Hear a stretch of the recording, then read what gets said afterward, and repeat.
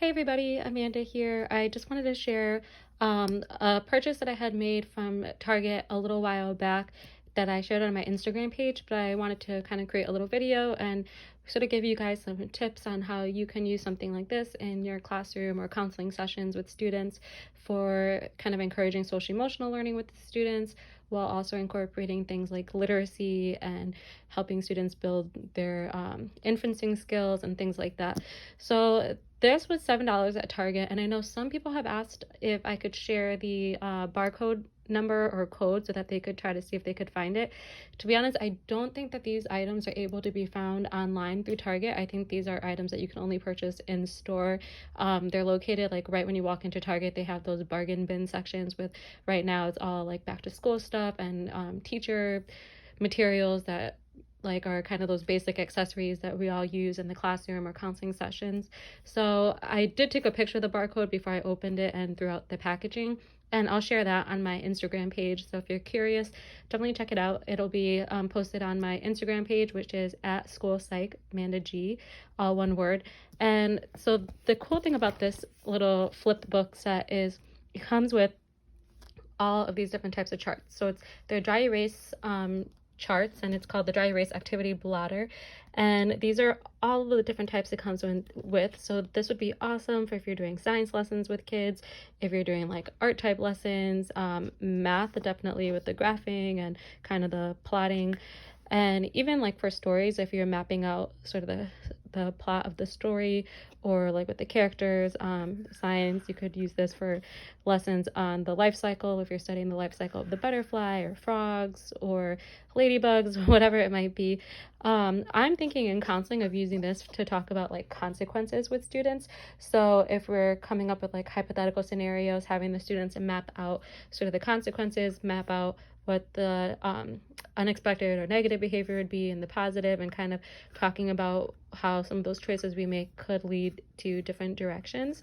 I'm also going to be using this to create like growth mindset activities and maybe have the students map out different things that would be considered a fixed mindset versus a growth mindset, like statements or things like that. We can also use this for mapping out things related to like if you have two characters and you're kind of talking about scenarios that the characters are experiencing, maybe making a list of even things like pros and versus cons of choices for, of course, like social emotional learning type activities.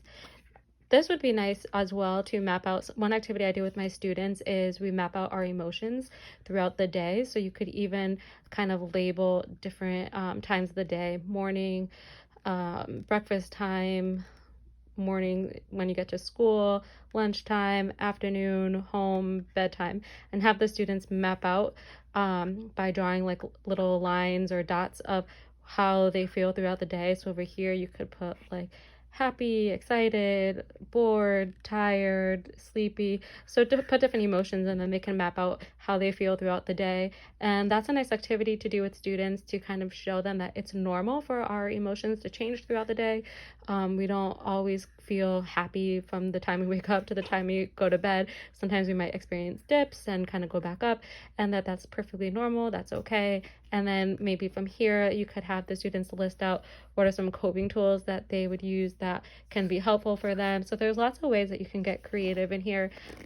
Starting off with the first one, it's a Venn diagram. So this would be really great in reading. And if you do things like zones of regulation in your building, you could maybe read two different books from two different zones and focus on, let's say, the green zone and the yellow zone, or the red zone, or the blue zone and the red zone, and write down sort of some scenarios that happened to the character in the book, how they felt, and map out the emotions. So the emotions in the blue zone, emotions in the red zone, maybe some emotions that kind of overlap. And I think that's a great way too to show students that sometimes you can feel more than one emotion at the same time, and that's okay too, and that's normal as well. And sometimes it can be really hard to manage those feelings when we're kind of feeling conflicting things.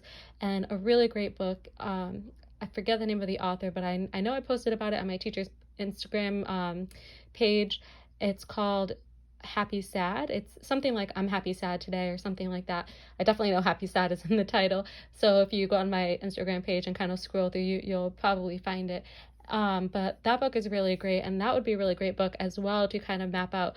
So like, for example, you could talk to the kids about how, let's come up with a scenario, make up a hypothetical scenario of your best friend is moving. So have the kids map out how they're feeling. They might be feeling happy, so even though they feel sad, or maybe they're a mix of sad and angry, and this could be happy, so they could feel happy because they're happy that about their friend and the new opportunities their friend might have, but they might feel sad and they might feel angry that their friend is moving away. So it's just a nice way to kind of help the kids see that we all experience those types of things, and I think it's great to help normalize feelings as well.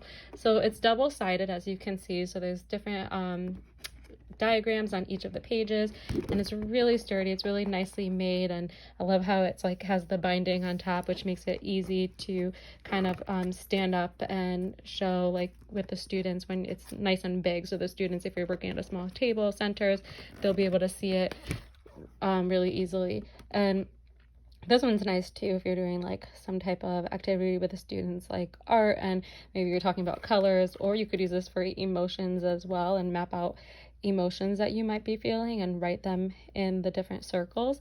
And that's a great way too to build emotional vocabulary with your students. So maybe after you do that, you leave this up, and then during writer's workshop, the students have to pick an emotion, maybe pick 2 emotions, and write a creative story where the character moves from one zone into another and has to use a coping skill or coping tool to help them kind of manage those feelings. So I just wanted to share kind of a really quick little overview of this activity and how you might be able to use this resource in the classroom setting or in the counseling setting with your students. So I hope you enjoyed that. And again, I purchased this at Target. It was $7, and on my Instagram page, I'll go ahead and share the barcode in case you want to try to see if you can find it, or maybe next time you're at Target, see if they can locate it for you. It was again in the teacher section, like the bargain bins right when you walk in. So I hope you guys enjoy this. If you have one of these, definitely please leave a comment below in the video, or send me a message or comment on my Instagram page. Again, School Psych Amanda G, because I'd love to hear what you plan to use this for, if it's distance learning or in-class learning with your students, like for centers or things like that. I'd love to know. So share your ideas and how you use it, and that way I can get creative from you guys as well. So thank you so much for watching, and I'll talk to you guys soon. Bye, everyone.